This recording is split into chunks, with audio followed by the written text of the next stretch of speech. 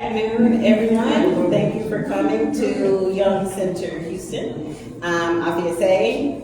And I'm Jaymes. And we have an exhibition entitled Interconnected Opulence, the African Influence on Black Urban Adornment. This show encapsulates the cultural practices that we have in Black America that are often seen in negative light, often carry stereotypes, and that is because there's not a lot of cultural awareness of where these cultural practices originate from and the meaning behind them.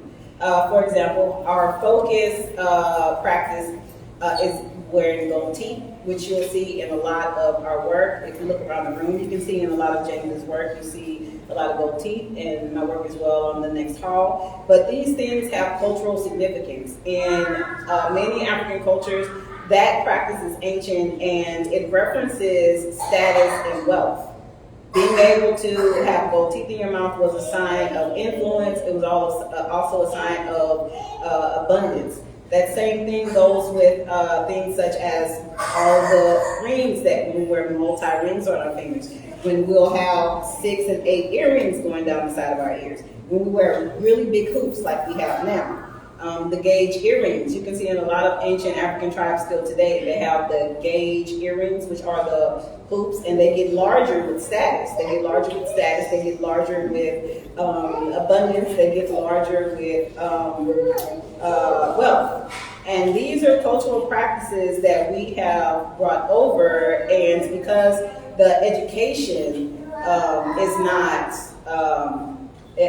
talked about enough, unfortunately, a lot of those practices get negative connotations.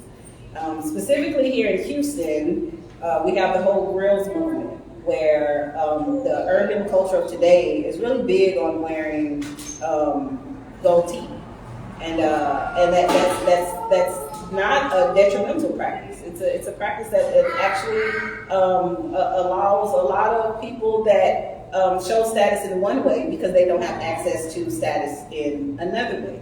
I was mentioned earlier, Sha'Carri Richardson is a huge figure right now, and her long nails are a highlight of her personality. That's an ancient cultural practice that women had really long nails to show that they didn't do manual labor.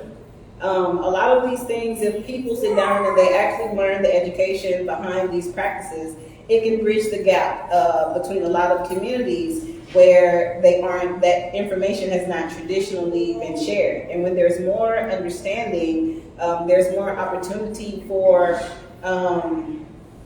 unity. So that's what this show is about. I'm sorry, I said it. No, that was very good.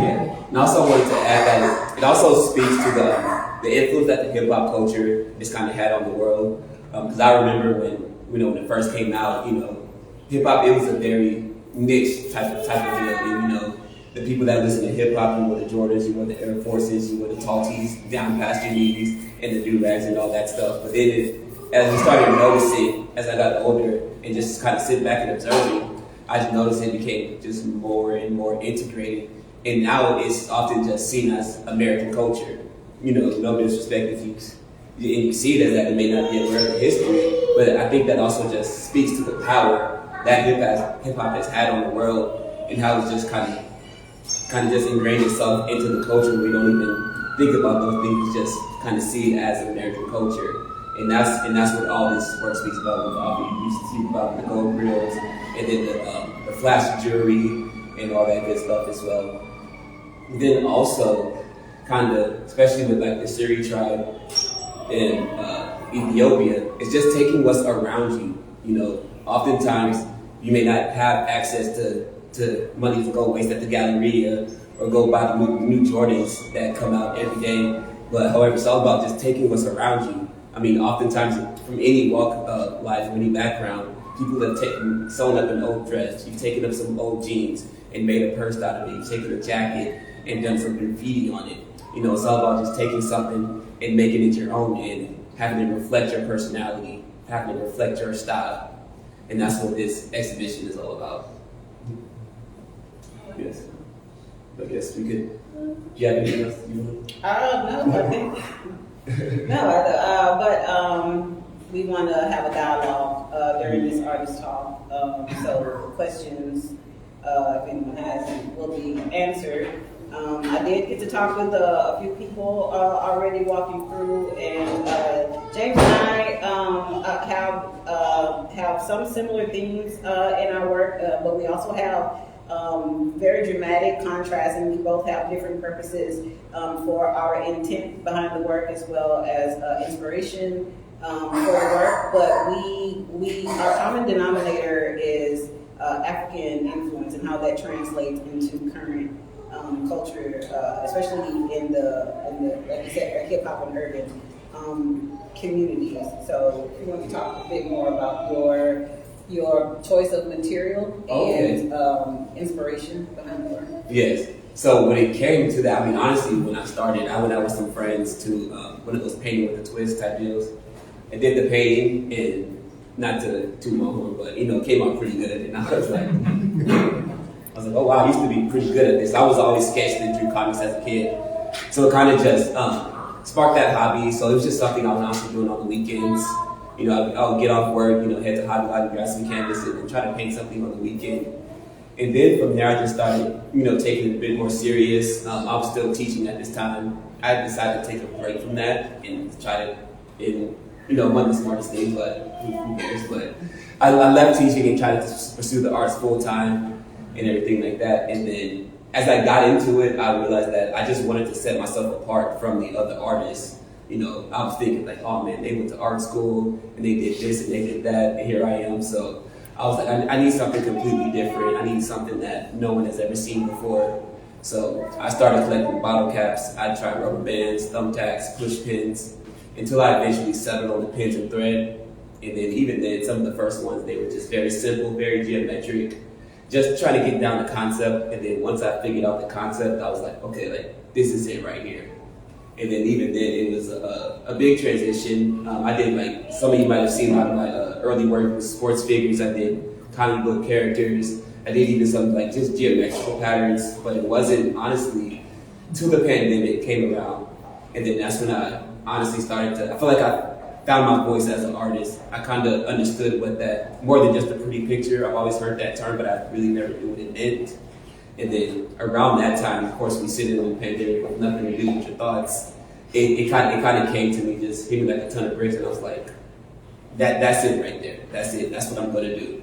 So that whole time I worked on that, I crafted that, and then honestly, when I came up with that, it honestly made it a lot easier to go back to teaching, because then I figured like, okay, I have a plan, I have a direction now.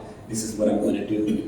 So the past 4 years, I've been working in this style, getting better at the faces, getting better at the depth, trying different things like different colored backgrounds. So trying to explore new things is something that's never kind of escaped me, and it's kind of leading me up to where I'm at today. And to add on to that, I have a similar introduction into the art world. I'm also not a formally trained artist. I'm a forensic psychotherapist by trade, so we kind of have a commonality there. About 60 years ago, I decided to dive into professional art full-time as well, and I also felt the same, like, wow, look at all these people that have masters in art, and I'm trying to run with this pack of artists, and I'm almost there. But I felt the same way, and transitioning from one space into another, for me, initially I thought it would be a difficult thing, but coming out of forensic art with a specialization in art therapy, it was an easy transition into professional art. And I think art is such a therapeutic practice, no matter what level of art you are, what type of art that you are. I advocate for all forms of art, even play. I think the stream art is fantastic. Having so many different mediums so that you don't box yourself in. I get a lot of, hey, I can't draw a stick figure, and I'm always like, well, you don't need to draw. There's so many other things that you can do for art. And when you take away the expectations and not look at others for a reference of what yours should look like, that's where the catharsis comes in. That's where you can find relief through the creative process. And a lot of the conversation that I have around my work focuses on the fact that art is more of a mental and an emotional skill than it is a physical skill. Like you guys notice that I have some disfigurement in my hands. I have rheumatoid arthritis. I've had it since I was 15, and I think I paint pretty decently. So that just goes to show there's more. Creativity takes place in the brain, and then it translates into the fingers. But if it's not in the brain first, there's nothing that's going to come out. So I'm a huge advocate for art therapy. I also wanted to add, I do have a few reoccurring themes in my work. For this particular series, and which has been my obsession for the last 3 years, I've focused a lot on the Moorish influence in medieval Europe. And for those who don't know, Moors as well as Berbers are different groups of North Africans, where in the 13th and 14th century helped Europeans navigate the seas from Africa into Europe. They were influenced by a lot of the dress. So in a lot of my work, you see the collars from different European cultures that influenced a lot of the African dress. You can still see today in a lot of African regions, their judges still wear the collars and the white wigs, and all of those things are relics of European influence from between the 1200s and the 1500s. So those time periods I got really interested in. I have a minor in 15th century English, so I don't know why. But so that all of these things seep into my work, and I used to be a career student, so I just find different ways to continue this education and to always be a learner. Like if nothing else out of my art, I want to always continue learning. So currently I'm stuck in oil painting. I'm not the best at it. I'm so much better at pastel painting. But I haven't learned enough about it where I feel like I've mastered it. So I'm still in that phase, and I love the contemporary spin that we have on this show, because most of my work does have either a old European or old, like, Southern Texan kind of flair to it. So this was a really fun show, and I was super excited when the Young Center gave Jaymes and I the opportunity to do this duo show. And I was really excited because Carl Jung, who was a analytical psychologist, one of my really big influences in graduate school, and I got really interested in generational memory and how practices are passed down without having to be verbalized. Some of these things are ingrained in our DNA, and we pass these things down, such as naming practices. In Black America, we tend to have these long names, sometimes with apostrophes. It's called concatenation. And these names, these when you break them up, these sounds are words in most African languages. So, like I was saying earlier, that information, if we can just get that information, we can change so much about how a lot of things that we do in our community are perceived. And I think those conversations need to be had. Yes, and before we open up to questions, I want to say one last thing, because she referenced the horse and everything. Yeah, so my work, they feature mostly children from the Suri tribe and the Sai tribe. And I chose children just because I feel, the younger generation, those are the ones who usually push the culture. Those are the ones that usually setting the trends and helping things go global like that. So that's why I chose children and everything. But do you have anything else? I just can open up to questions. I stuck with adults. Most of the people I met are friends of mine.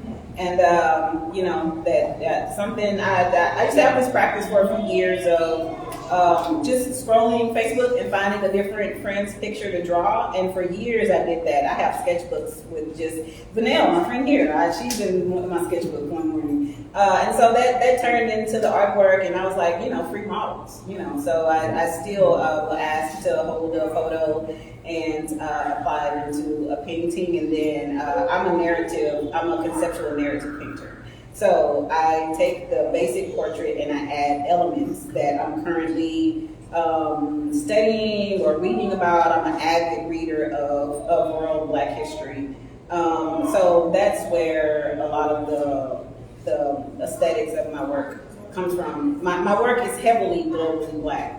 The textured hair, I love some good thick lips, nostrils. I love smooth, shiny skin, like the Black aesthetic. I try to incorporate in a lot of my work, but I'm very conscientious of the message. There's always a message, and even when I finish my work, I sit down for a few days and I write, because again, I have a minor in English, I don't know why, but I usually write some type of a few paragraphs to get my message across, so that when people are looking at the work, I get lots of words a lot when describing my work. So I try to have these paragraphs that if anyone follows me on Instagram, when I post a finished piece, I always write the narrative of the piece.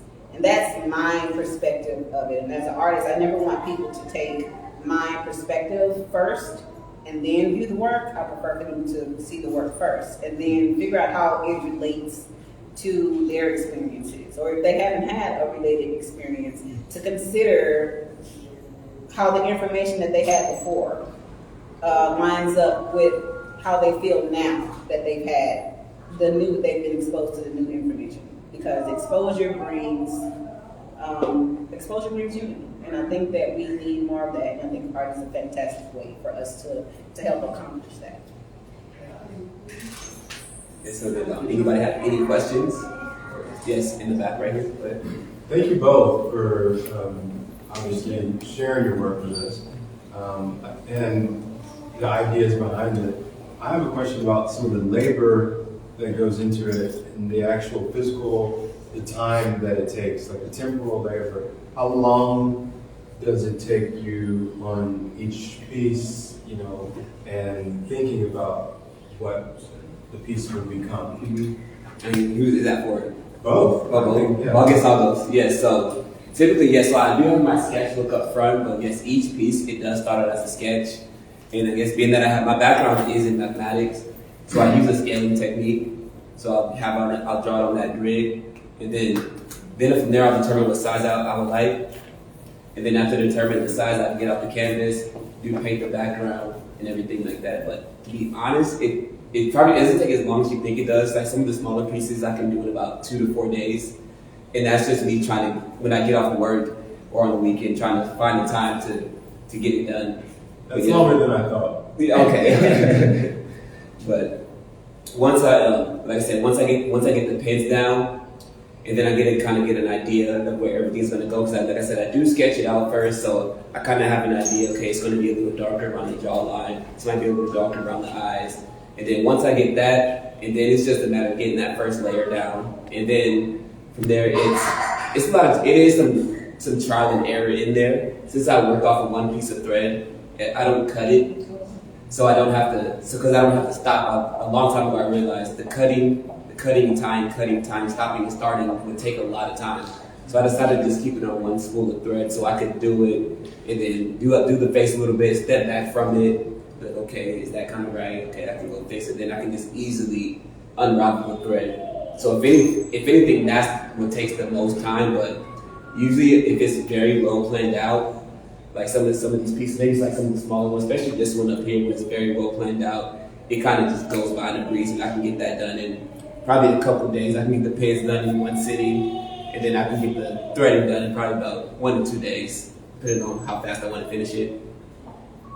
I call that catching the groove. When everything just lines up and flows right. I love that. So my process is not. It changes. I have to work with what my body is going to allow me to do. I'm a very non-traditional painter. I have a bunch of easels and I can't use them. So the last few years, I've worked on flat surfaces, just like large tables. Even when I went through surgery, I worked from bed. With my arthritis, I have pinned wrists. They don't bend. So I don't know. I just work until I get it to where I want it. I've gotten faster these days, but now I work in terms of sessions. I don't know about the days or like the time. I can say for my really small works, I give no more than 2 hours. They're like practice pieces, and I set a timer, and where I stop, that's where it stops. But for the pieces that I actually put work into, sometimes I'll do a sketch in my sketchbook. I'll have an idea. I'll put some stuff together. I may come back to it a year or two later and like, okay, now's the time that I want to paint that. But usually it starts with someone's photo. They caught my eye, something, and then I'll add a bunch of elements to it, and I'll end up painting it. But I usually work in sessions, anywhere between 3 to 6 sessions. And by sessions, I mean layers. Like I'll do a session. I may work 6 hours during that session and just work on that one layer. And then I may come back a few days later and I'll do a second session. Because I tend to work on, I don't know, maybe 5 to 8 pieces at a time. And it's just because of the physical limitations, so I have to kind of always have something moving, and I'm an oil painter. So while something is drying, I can go focus on something else. But I work in layers. I'll have an underpainting layer. White is really hard for me to focus my eyes on. So I have to do a wash, and then I'll do a sketch, and then I'll start in with an underlayer, not an underlayer, a base layer, which are my more dull colors. And then I'll come with layers to kind of brighten, like if I'm adding some red somewhere to warm up a skin tone or something. And then I finish with details. So that's usually how it is. I can finish a large piece within a week, and then sometimes maybe a whole month. It just really depends on how my condition is working with me, but I embrace it. I embrace it. I'm very tolerant of it, particularly because I think I get to do something that not many artists get to do.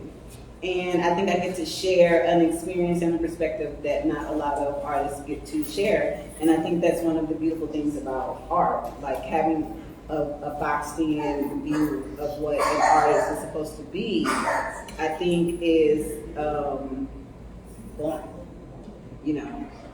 which is why I'm an art therapy advocate, because I really think all of us have a little bit of art. Thank you for the question. Yeah. Any other questions? I think we covered all everything. Yeah, I'm talking a lot, so. Yeah. All right, but yeah, thanks. We really appreciate all y'all taking the time out your busy schedules to come out and everything. And we'll still be here till 7 o'clock. So if you do have any questions that pop up, we'll be here. And the show will be on view through the 28th, if I'm not mistaken. Yeah. Yeah. So if you ever in town, you got some friends coming to town, feel free to stop by. You have all our information here, so you're more than welcome to reach out to either of us at any time. We're more than happy to assist you any way we can. And please, we both have a guest book. Jaymes has a fantastic sketchbook that you can flip through. And on my table, I have a bowl of buttons. Please feel free to take a button. You can go to his website. He has printouts with the information for his pieces. Online, if you scan the QR code, it'll take you to my website with a dedicated page for the show, where you can find out more detailed information about. And if you want to read the narratives of the pieces, they're not all up yet, but some are on my IG, and you can read the narratives for my explanation of the pieces if you're interested in doing so. But we definitely want to thank the Young Center for the opportunity and the beautiful space to display our work. And thank you guys for battling Houston traffic and heat for coming out to support us.